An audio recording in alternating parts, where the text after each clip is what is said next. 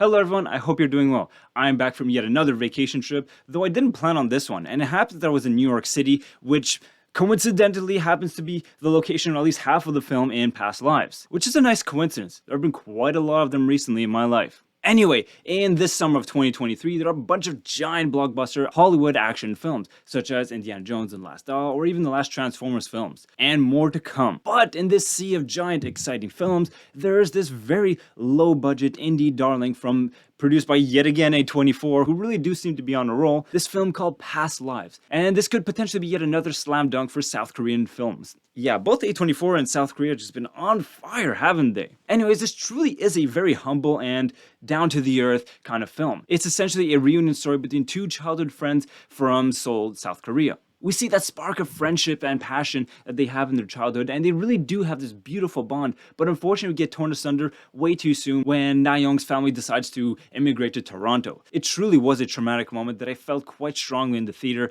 and I will always remember that part where both children go their separate ways and they kind of don't say anything to each other except for the last one, or like, bye, I guess. And they don't see each other for years and years and years. Luckily, 12 years later, they do rekindle and kind of pull on those threads of that bond they have 12 years later, but they don't actually meet in person until 24 years later. Finally, in person, they meet in New York City, of all places. And it is a tension-filled and awkward reunion because, well, not only has so much time, experience, life, culture, this massive distance between them happened, but Nora also happens to be married now. And indeed, I do find that the intro scene is quite interesting because we see the three of them sitting at a bar, and that scene is narrated by, I guess, people like us. Essentially, I kind of interpret that as how I felt watching the trailer, and I assumed like, oh, right, two star-crossed lover, childhood sweethearts, and a husband.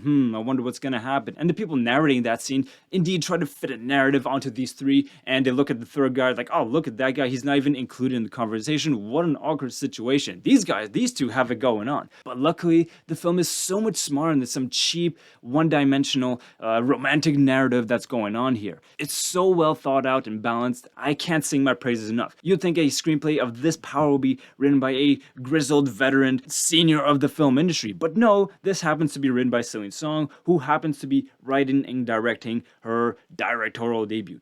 Wow, if this is her first film, I can't wait to see what comes next. Yeah, this film is an excellent showcase and slow burn pacing that is just loaded with contemplative emotion. There's so many moments in the film that really stick out to me very favorably, but I guess one of the chapters that really made the biggest impression on me was in that 12-year period when they're only communicating through Zoom calls. It is wonderful to see that passion and reigniting those old memories and that old bond that they had together. But indeed, the further we go in this chapter, there's this growing distance, this cultural, interest-wise, life orientation difference that just keeps on growing and growing. There's this ocean-wide and ocean-deep space of words and emotions not spoken. And the scene that really encapsulates that feeling is this like echo sensation on the Zoom calls where, hello, are you there? Can you hear me? Interrupted calls, bad internet connection, and just it's growing and growing, that echoing sensation. I thought it was really interesting, and it kind of mirrors that ocean-wide gap between them, literally physically, worldwide, between Seoul and New York City, but also like that emotional gap.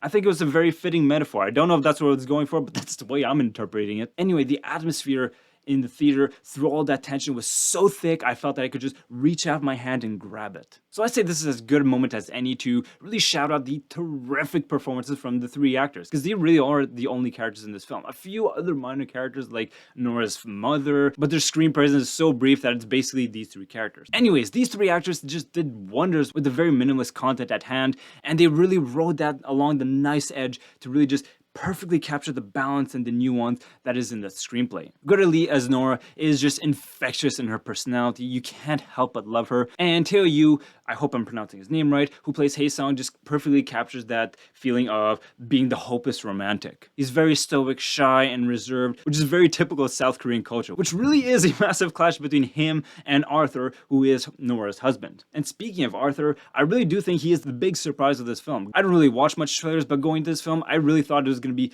all about those two guys. And in many parts it is, but I was just floored by John McGar's performance. Yeah, special shout out to him. Nobody wants to be the awkward third wheel in this situation. But given the complexity of the situation, I'm just astounded by his emotional intelligence, his patience, and his endurance, really. Man, At the end of the scene, it was just devastating. I really got to give 5 stars to this guy. I wish more men could be just as understanding of this really awkward and complex situation as he is. There are some moments later in the film that the tension is just so strong, you could barely stand it. Whoa. Before moving on, I think my favorite scene in the film is a conversation between him and Nora. Literally just a mundane couple moment in bed where they wake up and he's kind of just contemplating and having a heart-to-heart moment and just speaking about it and his insecurities about the whole situation. There's this hilarious moment. I can't remember the quote exactly, so I'm paraphrasing a bit, but essentially saying, you know, in a story or the movie, I would be the tyrannical white guy who's kind of getting in the way of you and your childhood sweetheart of having your beautiful romantic moment. In the story, I would be the evil white American husband standing in the way of destiny. Shut up. Like, I can't compete with this narrative. Even though I'm a nice guy, I'm respectful to you as a husband and a lover. There's no way I can compete with that. And there basically was this like one long taken scene where just two people in the bed, camera in bed. It's not a fancy shot or anything, but it's so honest and really gives a lot to think about. Once again, this film just gets top marks in emotional intelligence. So I did mention that, okay, perhaps the cinematography isn't anything spectacular. It is a very low budget film, which is fine, of course. But indeed, we have some interesting locations like Seoul and New York City, though I can't recall any particularly noteworthy visual compositions in the cinematography. That being said, however, I think the film absolutely nails the tone. In terms of lighting and color coding, woo, there's some very interesting moments. And I guess while we're on the topic of tone, I really did like the soundtrack. I think it's lovely, serene, and melancholic, and I particularly like the more acoustic cuts. I don't know about you guys, but personally, it was giving me some Bon Iver Forever Ago vibes. I guess it's probably because of the melancholic, hopeless, romantic side. I don't know that they're necessarily similar, but that's the kind of knee-jerk reaction vibe I had in the cinema. Not a bad thing, mind you, and if you haven't listened to that one, go for it. This is my wintertime hopeless romantic vibes, if you know what I'm talking about. I don't know what more to say about this film other than just reiterate the fact that I think it is a melancholic, romantic drama masterpiece of low budget. This film pulls on the heartstrings like nobody's business. I was devastated by the end in the best way possible. So yeah, I am ranging anywhere between a 9 and a 9.5 out of 10. I think it is easily going to be one of the best films of the year. And I do want to take a moment to reiterate that I'm not just some A24 fanboy. I know I've given plenty of highly positive reviews to A24 films, but what can I say? These guys just seem to have the Midas touch of finding good talent. I mean, last year they had After Sun, also a directorial debut. This year we have Past Lives. Man, these guys really know how to find talent, don't they? And indeed, it is yet another slam dunk for South Korean cinema. Though granted, much more Americanized version of South Korean cinema, but nonetheless, the roots are there. Man, what an exciting time to be alive, to witness A24 and South Korean filmmaking to be just on this kind of creative high. Please, by all means, bring me more if you got some. Alright, with all that being said, got more videos coming up soon enough, but until then, wishing you and your loved ones nothing but the best. Take care and talk to you as soon as I can.